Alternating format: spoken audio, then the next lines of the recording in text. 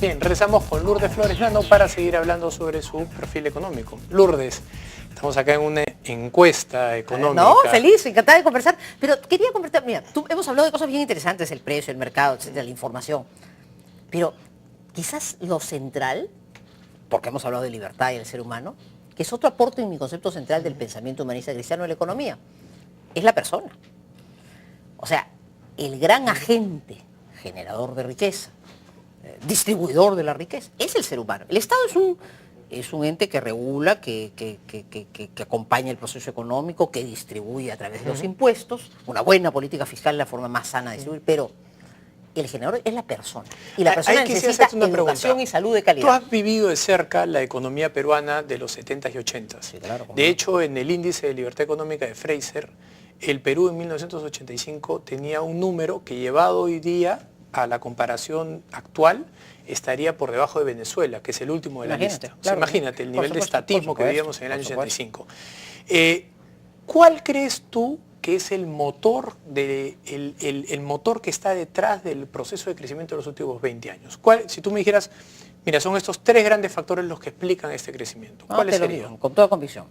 Creo que fue muy importante, y es la gran reivindicación histórica del PPC, que fijáramos un marco constitucional que normáramos la economía social de mercado. La iniciativa privada es libre, punto, se ejerce en una economía social de mercado. Ese principio, mantenido durante los últimos 30 años, con sus vaivenes y con sus dificultades, a mí me parece que ha sido un gran aporte. En segundo lugar, me parece que ha habido un muy interesante proceso popular. La migración urbana que llegó a las ciudades, que descubrió en medio de las dificultades que tenía que hacerla. La hizo desde la informalidad. Ese es un factor que no podemos negar, ha generado crecimiento del pueblo. No puede ser permanente, pero ha generado riqueza. O sea, hoy nos quejamos en Lima y con razón del tráfico que tenemos, pero tenemos que reconocer que ahí hay que conducir ese proceso hacia una transformación. Hay que reconocer que hay cientos de miles de padres de familia que educaron a sus hijos y sus hijos hoy día son profesores, son universitarios y van a salir adelante por una actividad informal.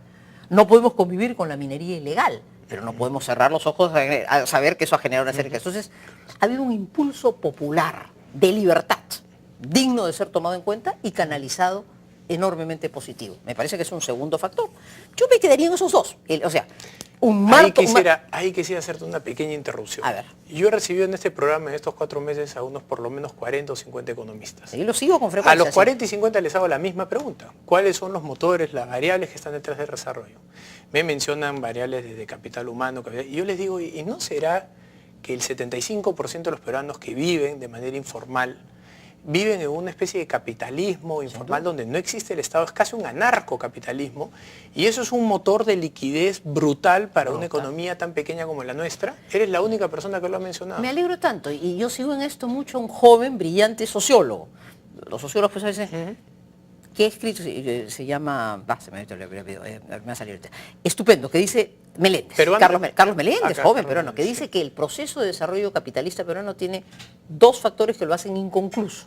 Uno es la informalidad, el otro es la violencia social, que es otro tema. Pero informalidad, dediquémonos a eso, central. Pero, por ejemplo, para cambiar el tema de la informalidad, tú tienes que ir a la base económica básica, que es de nuevo el individuo, la persona como quieras verlo. Sí, señor. Altos impuestos, altas regulaciones que las tenemos y una ley laboral que es realmente inaudita en el siglo XXI, ¿cómo no van a llevar el 75%? ¿Por qué no ha podido existir una coherencia interna de la clase política para hacer un consenso y decir, mira, para pasar de un país de ingresos medios a un país desarrollado, que en los últimos 50 años sobre 108 economías solo lo han hecho 13, ¿por qué no hacemos un cambio de nuestras instituciones? Total, mira, me alegro que coincidamos en ese punto porque hay una fuerza social peruana, popular, que ha creado esta economía y efectivamente tiene por base la informalidad.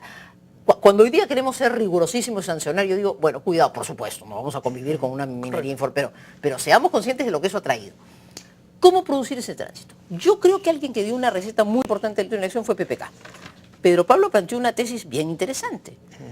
Para conducir de la economía informal a la formal, tenemos que bajar los impuestos. Y su tesis central era, si bajamos impuestos vamos a traer más a la formalidad.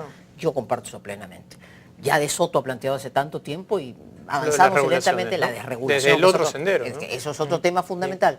Sí. Y en tercer lugar, creo que hay que estimular estas capacidades. Y ahí sí creo que un Estado promotor puede ayudar, porque que un artesano encuentre las posibilidades de desarrollarse, pero que encuentre un mercado que se le acerque, es una cosa positiva. Pero ¿cuánto me alegro? Yo creo que ahí estamos en el meollo de un tema en el Perú. Hace una fuerza de arranque muy importante, pero que tampoco puede vivirse permanentemente en la informalidad. Bueno, lamentablemente se nos ha acabado el Feliz, tiempo. Me encantada. llamó, lo único que te quisiera decir, me llamó que mucho la atención tu crítica al Ministerio de Desarrollo e Inclusión Social, que es el gran pilar de este gobierno. No. Te ruego una respuesta muy breve. Muy breve.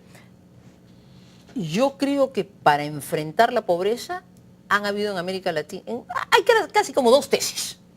Una tesis populista muy vigente en América Latina y en un país que se admira mucho, que es Brasil, por ejemplo, programas como Bolsa Familia, son buenos, son indispensables, pero no son lo permanente. Yo le llamo a eso una política puramente redistributiva. En la que yo creo es en una política que le dé al ciudadano más ingresos, capacidad de generar más ingresos, en otras palabras, para vencer la pobreza, más que dar dinero, en mi concepto hay que crear políticas que permitan que el ciudadano genere ingresos. Esas son las políticas de verdad, que además tienen que ver con la informalidad, tienen que ver con cómo acceder al mercado de estas tesis. Y me parece que ahí el gobierno está muy flojo y yo creo que la ministra Tibeli, que tiene capacidades más que suficientes para hacerlo, debería impulsar más ese campo. Bien, muy, te agradezco muchísimo. Oye, feliz, Lourdes, muchas la gracias, visita. encantada. Economía social de mercado, entonces, ¿ah? Ese es el punto. Bueno, la libertad es el mejor promotor del desarrollo. Sin duda. Bien, vamos, esto ha sido todo, lo dejamos en Primero a las 8. Muy buenas noches. Vive conectado con BBM BlackBerry de Claro. Johnny Walker, celebrando tus pasos de progreso. Keep walking. Chevrolet Traverse tiene todo lo que buscas y mucho más. Conócela en chevrolet.com.pe.